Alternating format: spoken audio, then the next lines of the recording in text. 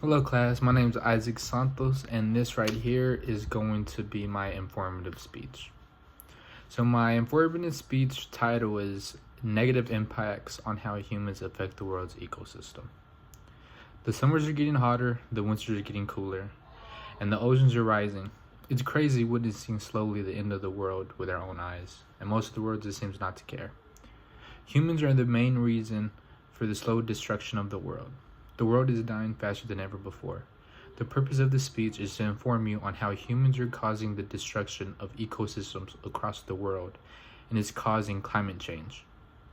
Human pollution is the biggest reason why more animals are on the endangered species list more than ever before, but also why the oceans are rising due to climate change that is caused by trash we dump and the emissions we release into the air like CO2 from the burning of fossil fuels. I will go over the great amounts of deforestation and how human pollution is the biggest reason why the oceans are not only rising, but how we have negative impacts on the ocean's wildlife too.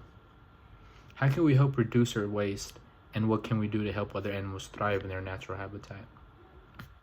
Source 1, Deforestation by Cristina Nunez, published May 15, 2019, explains just how the rainforest helps all types of life by providing not only food and medicine, but also homes for the animals that live in it. How it helps filter out the toxic CO2 from the atmosphere. We must protect the rainforest at all costs. Even though the rainforest only covers about 6% of the Earth's surface area, it is home to half of the world's plants and animals. They play a big role in controlling the world's climate as well. Due to economic inequalities, human development, and demand for natural resources are major causes for deforestation. Deforestation is a big cause in the loss of the jungles across the world in at least 50 years. Borneo has lost over half its jungle. And it's even worse for the neighboring islands for the Philippines. There, 90% of the primary rainforest is already gone. Human pollution has negative impacts on the ocean's wildlife, and even on how we live. Source 2, World Ocean Network Pollution Facts and Figures, shares with us just how humans pollute the oceans in different ways and just how each one negatively affects the oceans. Humans seem not to care about how much resources we take from the oceans and the negative effects it has on sea life. If we don't make a change in the amount of resources we get from the ocean, then we will not only affect the sea life but also the atmosphere. Overfishing with industrialization techniques has made it all too easy to overexploit the breeding stocks that are in the oceans.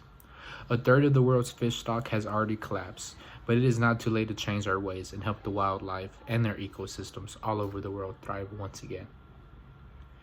National Pollution Inventory shares with us just different ways we can reduce the waste and emissions we produce. The choices that you make every day can help make a difference. The small changes we can make in our everyday life choices, if we all do, could have a huge impact on the ecosystems across the world. We can start by using environmentally friendly cleaning products and by disposing of them properly instead of just throwing it down the drain.